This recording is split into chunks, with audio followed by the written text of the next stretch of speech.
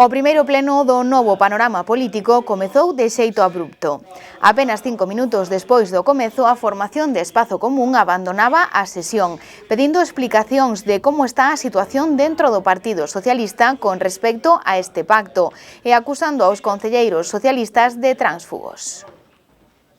Eu plantexo como unha cuestión de orden. Bueno, eso non forma parte do orden do día nin do pleno. Plantexo como unha cuestión de orden porque a diferencia entre que estemos en un acordo político ou en caso de transfugismo e corrupción política, que é o que significaría que vos incumplades eso. Eso é, para nós, é absolutamente fundamental que declaredes e que lle des a cara aquí diante da xente.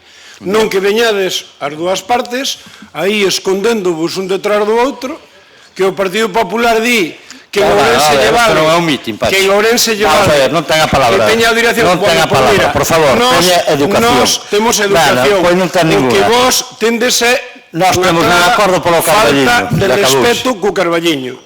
Ti estás incurrindo, e a corporación estades incurrindo en un acto de transfugismo e de corrupción. Si, o Partido Popular antes compraba dándolle unha vaca e o Partido Popular ahora compra garantizando a corrupción. Mira, este circo que tendes vos montado, ídelo a responder vos. Nós, desde logo, non vamos a participar, Paco, hasta que sepa o Carballiño si ten unhos tránsfugas gobernando, si ten un alcalde socialista ou o que ten. Si, eso é como vos, o que queredes é seguir no cambalache, o cambalache vos solos. Nós deixamos o pleno e deixamos vos solos, porque nos dá vergonza estar sentados con vos. Estades engañando a xente, Paco. Engañaches aos teus votantes e engañades a todo o Carballiño, pero a nós non nos engañades. Aí vos quedades. Veña, vámonos. Entre os puntos da orde do día estaba a delegación das capacidades do Pleno na Xunta de Goberno e a distribución das dedicacións parciais e exclusivas e a súa retribución. Ambos puntos foron criticados pola voceira do Bloque Nacionalista. Sofía García considera que as competencias do Pleno outorgan democracia e pediu explicacións polo reparto de áreas. Si este punto e se vacía o Pleno de competencias, vanse a tratar en Xunta de Goberno e non é público, non hai participación cidadá e non hai participación da oposición da mesma maneira. Eu non entendo porque non sigue sendo o Pleno, non sigue tendo as mesmas competencias, porque todo aquelo que vostedes todos traigan a Pleno van a aprobar, non van a ter ningún inconvinte. O único que vai a tratarse en Pleno, vai a facerse de forma máis transparente e de forma máis plural e de forma máis participativa. É chamativo que especifiquen que subvencións leva cada un de vostedes, porque hai áreas que as leva un concelleiro ou concelleira e a subvención de un colectivo que pertenece a un área levas outro concelleiro. A min resúltame moi chamativo.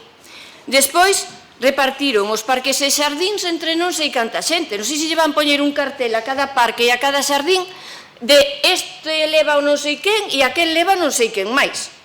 Ben, ao respecto do concelleiro de Cultura, aquí pon que leva a biblioteca e archivos e despois a concelleira de Educación leva a biblioteca.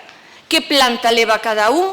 Van a facer dúas bibliotecas? Non estaría mal, non estaría mal. A min vamos a intentar ter as máximas cousas posibles ao pleno, pero hai moitas cousas que por urgencia, porque senón dilátase moito no tempo entre que a intervención chega tarde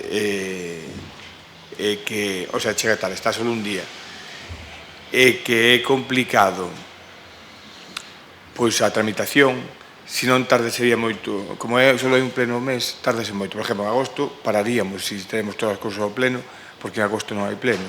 E estamos pensando en facer un pleno extraordinario que xa contará o alcalde para intentar aprobar cousas que podían aprobarse en Xunta de Goberno. Iso quer dicir que non haxe unha conexión. Ese é o papel que teño que xogar eu como alcalde, conectar todas esas áreas e conseguir unha efectividade clara dun equipo que vai ser un equipo de traballo único. En canto ás mocións de Espazo Común foron retiradas da orde do día ante a ausencia do grupo político no Pleno. Pola súa banda, a voceira do Bloque Nacionalista Galego propuxo poñer en valor o camiño dos arrieiros como roteiro de turismo activo, co obxectivo de promover o desenvolvemento sostible da zona a través do turismo responsable e de calidade. Punto que contou co apoio do Grupo de Goberno e anunciando medidas para este futuro próximo.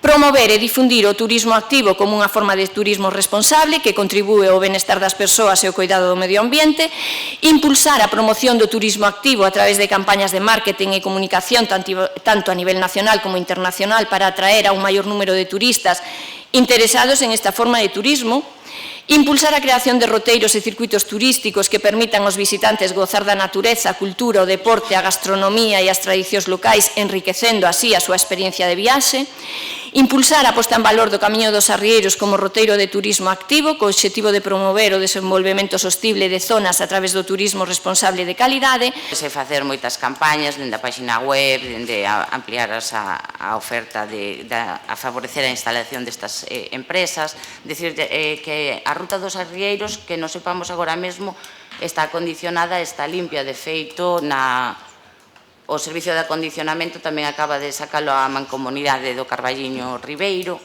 No parque comeza o luns unha brigada que vai a desbrozar e a acondicionar as ribeiras e, bueno, ten razón que os espazos poderían estar moito mellor conservados e imos a traballar todo o posible para que isto, bueno, a partir de, bueno, en pouco tempo, ir mellorando a situación do noso entorno, pero, bueno, non se pode facer todo. Oxalá nos chegáramos e mañá xa houbera 20 tractores e desbrozadoras por todo o Carballiño, pero, bueno, non é posible. Entonces, as cousas requiren dun tempo, si que é verdad que moitas veces dilátase moitísimo máis do que nos gustaría. Podemos anunciar tamén dende a área de deportes que estamos traballando para sacar unhas rutas de sendeirismo todos os domingos a partir do mes de setembro. Non está concretado, pero, bueno, é un punto que nos gustaría que os veciños supesen